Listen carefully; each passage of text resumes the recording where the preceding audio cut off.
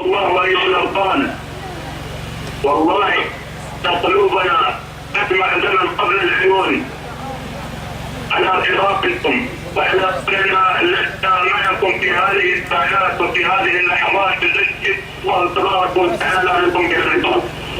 لكن اقول لكم ما قال الله جل وعلا: اصبروا صابروا ورابطوا واتقوا الله فالنصر باذن الله قريب. ان رسول الله صلى الله عليه وسلم يوم ان راقت فيه السبل، يوم ان اوذي لذلك فعل الله له قوة الى ظله صلى الله عليه وسلم وترويحا لدعاته عن عصاته صلى الله عليه وسلم، بعد كل الاضطهاد وكل البلاء الذي حصل له، بعد ان قتلوا اصحابه وبعد ان حسبوا اصحابه صلى الله عليه وسلم، وبعد ان قتلوا السيدة سمية وطعنوها بهؤلاء المشركين الذين هم اليوم قد فعل بنا ابنائهم وابنائهم اليوم من ابناء الطائف والصفويه كهرباء بابنائنا وابنائنا حويجه في بغداد وفي الشام الحديثه في سوريا الحديثه، الذين هم ابناء هؤلاء المشركين يفعلون المسلمين سيفعلون اليوم، لكن باذن الله القضاء القريب، باذن الله النصر القريب، باذن الله جل وعلا المشاورات كيف النصر والتمكين هذا الدين. لن يقيم الله بالذكر من اجل مرضات الله ما داموا خرجوا من اجل نصرة المظلوم.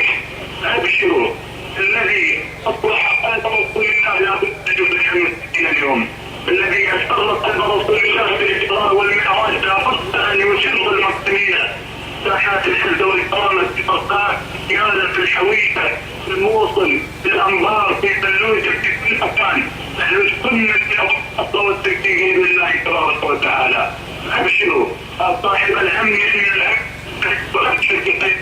تبارك الله يأتي أخطأ أحيانا بصاحبتي صانع الله تريد فتدق الله ورضته الذي يكشف البلوى هو الله. ولكن جعل رسول الله صلى الله عليه وسلم رسالة في الإسراء والمعراج لرسول الله ولأمته صلى الله عليه وسلم أن ينتبهوا لحال المسلمين في كل مكان. أدري النبي صلى الله عليه وسلم إلى بيت المقدس تارة منه جل وعلا حتى ينتبه أن كل مقدساتنا وأن كل معالي ديننا وكل ما هو للمسلمين لا بد أن نقدسه ونجعله في قلوبنا. فكيف إذا كان هؤلاء أناس وهؤلاء مؤمنين يقتلون في فلسطين وفي بورما وفي سوريا، فإذا فالواجب علينا أن ننصرهم وأن ندافع عنهم وأن نقف لهم ونبذل لهم الغالي والنفيس. فمن استطاع أن يجود بنفسه ويذهب ويقاتل فهنيئا له الشهادة في سبيل الله وهنيئا له الأجر العظيم وإنه من المجاهدين المرابطين.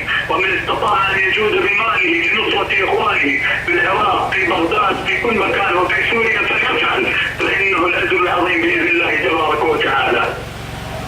المسألة الثالثة: مهما طال البلاء ومهما اشتد الكرب ومهما أبلج الليل علينا بظلمته لابد للفجر بإذن الله أن يبلغ، لابد للفجر بإذن الله أن يبلغ.